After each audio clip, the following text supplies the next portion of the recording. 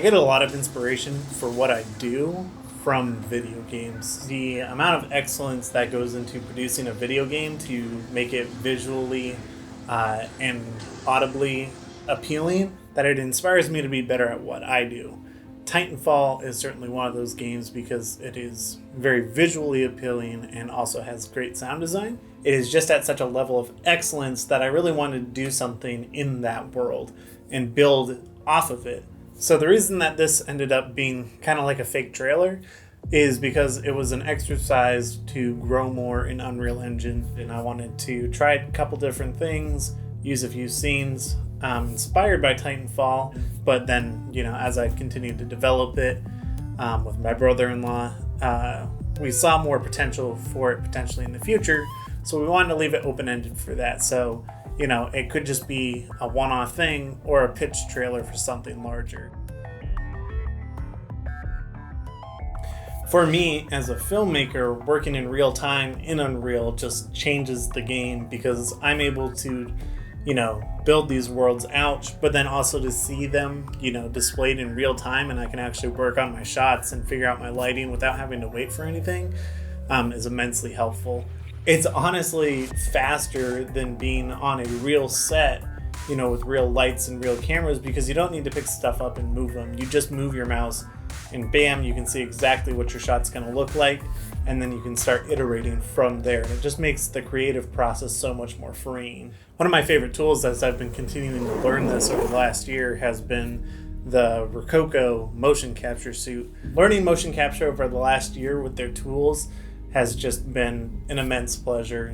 Every time you boot up the suit, it just works. You can go in and you can start recording motion capture, and it does it in such a smooth way that captures these little details that you can't get from animating without putting, many hours into it. And it didn't matter whether I was recording something for a pilot or a Titan, the motion capture worked both ways and was able to get these incredible details that otherwise wouldn't have been able to get captured.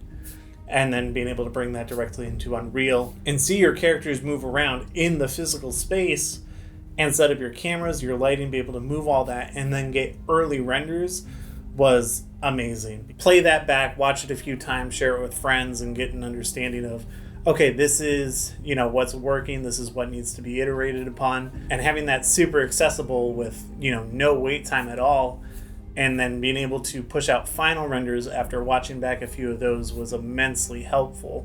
So once we got a lot of the initial renders out and were able to preview and edit, we really noticed that this was something special, and we knew to really take it to that next level, we needed to get a voiceover in it.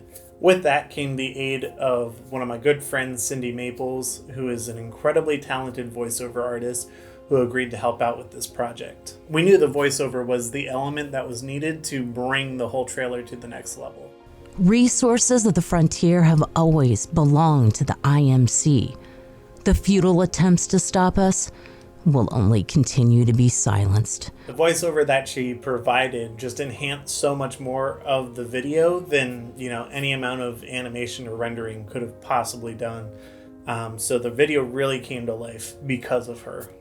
What's so incredible nowadays about how you can create content and videos is just how much more is out there as compared to, when I was just getting started. Places like Triune Digital with their music, their sound design, and a lot of their VFX assets. So using elements from them as well as action VFX really brought a lot of the shots to life in the compositing stage, where I'm able to do things a little bit more traditionally that I wasn't able to achieve in Unreal, so I can get an even more realistic look in the compositing stage of it.